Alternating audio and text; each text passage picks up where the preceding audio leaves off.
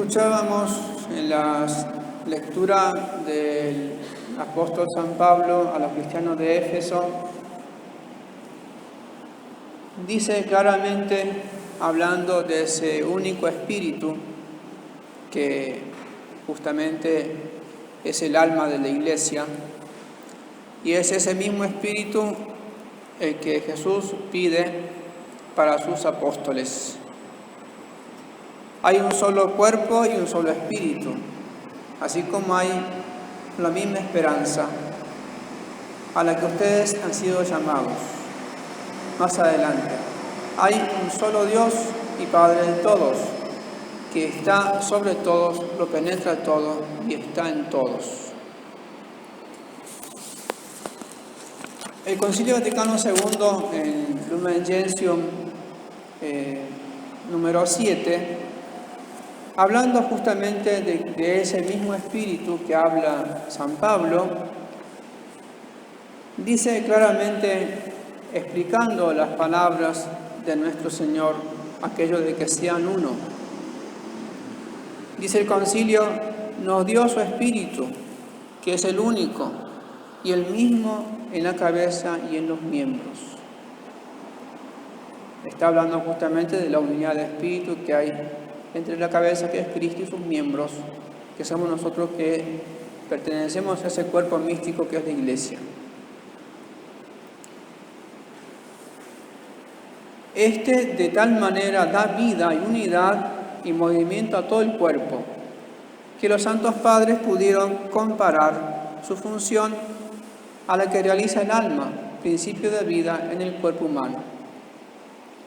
Es decir, así como el cuerpo no puede estar sin el alma, lo mismo, digamos, la Iglesia no puede estar sin el Espíritu Santo y por tanto sin Cristo. Por eso es que por este motivo en la Iglesia, el Espíritu Santo habita en la Iglesia. No habita como un huésped que queda de todas formas extraño, sino que como alma, como decíamos al principio, alma que transforma la comunidad en templo santo de Dios.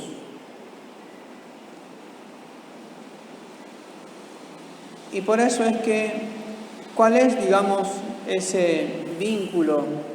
¿Cuál es esa unidad que da el Espíritu Santo entre la cabeza y la Iglesia?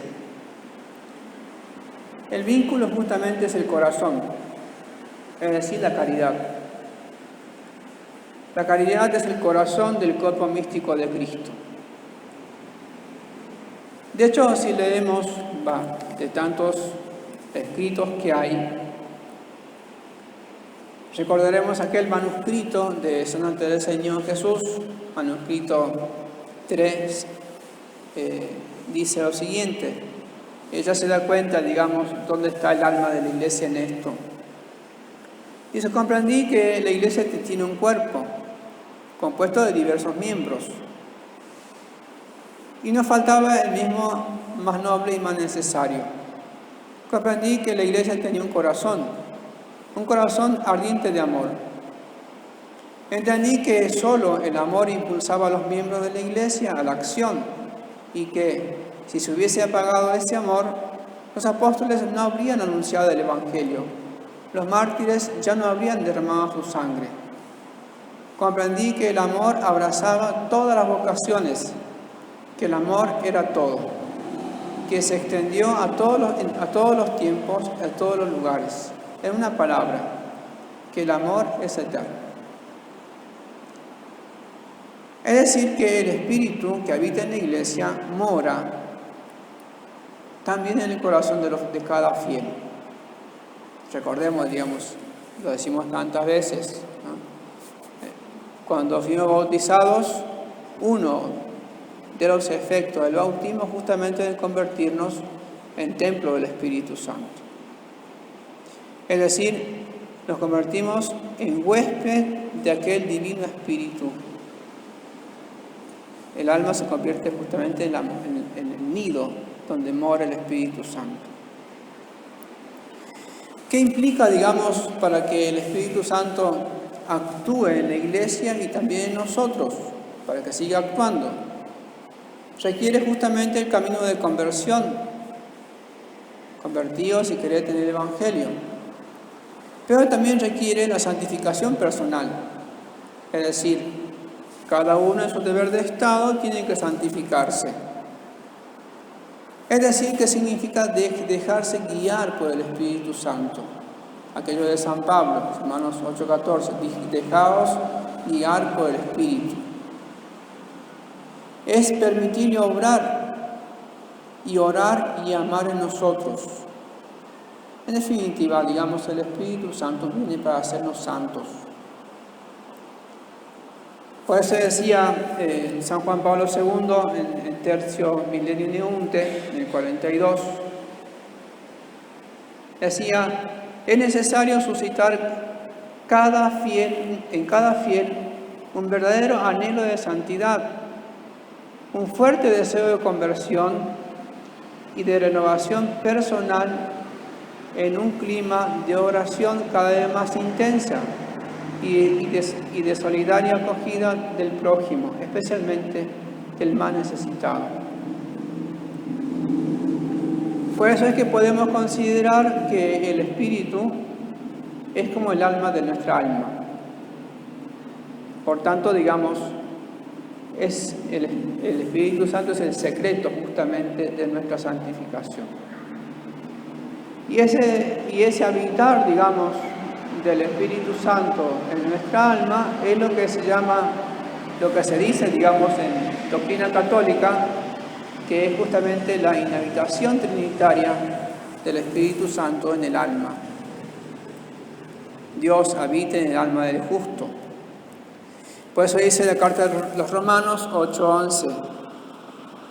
Y si el Espíritu de aquel que resucitó a Jesús entre los muertos habita en vosotros, aquel que resucitó a Cristo entre los muertos dará también vida en vuestros cuerpos mortales por su Espíritu que habita en vosotros. Entonces, el Espíritu Santo es como que hace madurar, digamos, al alma, de alguna manera. Así como la semilla tiene que germinar, tiene que madurar y tiene que dar después los frutos, lo mismo, digamos, el Espíritu Santo tiene que hacer justamente madurar nuestra alma. Por eso decía San Gregorio de Niza: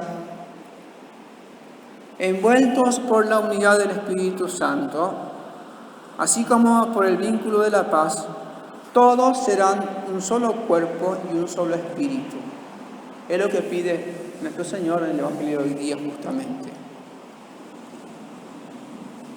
El cardenal Bantuán, citando al Papa Pablo VI, decía lo siguiente: el Espíritu Santo es el animador y santificador de la Iglesia, su aliento divino, el viento de sus velas, su principio unificador, su apoyo y su consolador, su fuente de carismas y de cantos, su paz y su gozo, su premio y su preludio de la vida bienaventurada y eterna. La Iglesia necesita a su perenne Pentecostés, necesita fuego del corazón, palabras en los labios, profecía en la mirada. Fíjense cuántas cosas se pueden decir de cómo actúa el Espíritu Santo como animador y santificador de la persona, de cada alma. Del mismo modo trabaja en la Iglesia, obra en la Iglesia, mejor dicho. Por eso es que hay que pedir eso que decía San Pablo, tener un solo espíritu.